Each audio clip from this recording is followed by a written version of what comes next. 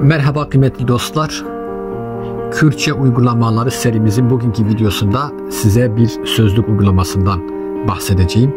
Çok geniş bir uygulama. İsmi WQ Ferhenk.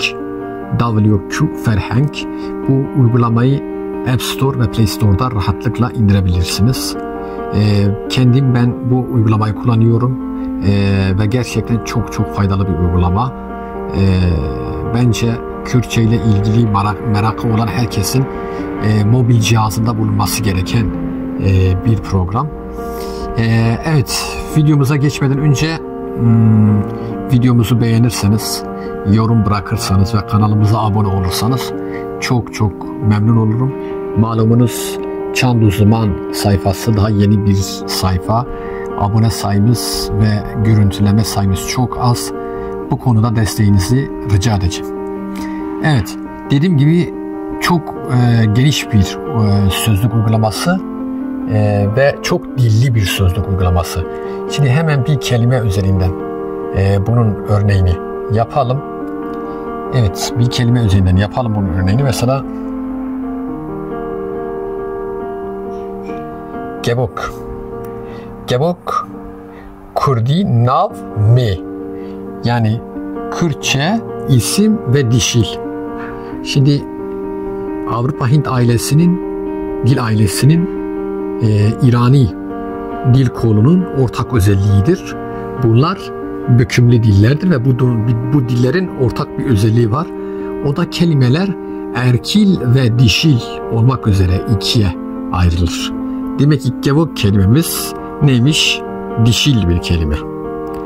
Evet, hemen açtım. Bakın gördüğünüz gibi Kürtçedeki 1, 2, 3 anlamı vermiş. Ondan sonra edebi metinlerde nasıl kullanıldığına dair bir örnek vermiş. Ve en güzeli de işte şurada gördüğünüz bu dillerden bu kelimenin hangi anlama geldiğini öğrenebilirsiniz. Çok dilli dememizin sebebi budur. Mesela Türkçe güvercin. Evet. Başka bir kelime yapalım.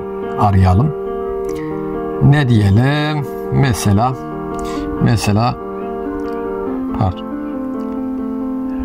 Gazal. Evet.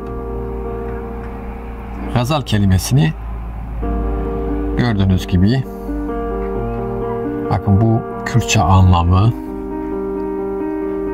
Kürt lehçeleri arasında bu kelimenin nasıl kullanıldığını gösteriyor. Nasıl telaffuz edildiğini gösteriyor. Ondan sonra işte bu dillerde bu kelimenin nasıl ifade edildiği gösteriliyor. Bakalım. Evet, mesela Türkçe geyik, ceylan, gazal, ahu gibi, cerem gibi sözcüklerle ifade ediliyor. Gazal söz kelimesi. Evet arkadaşlar, daha bunun gibi birçok örnek yazabiliriz ama gerek yok. Siz artık incelersiniz, ihtiyacınıza göre kullanırsınız. Evet dostlar, bir videomuzun daha sonuna geldik. Hoşça kalın, dostça kalın. Hatırı ve beminin xeyri da.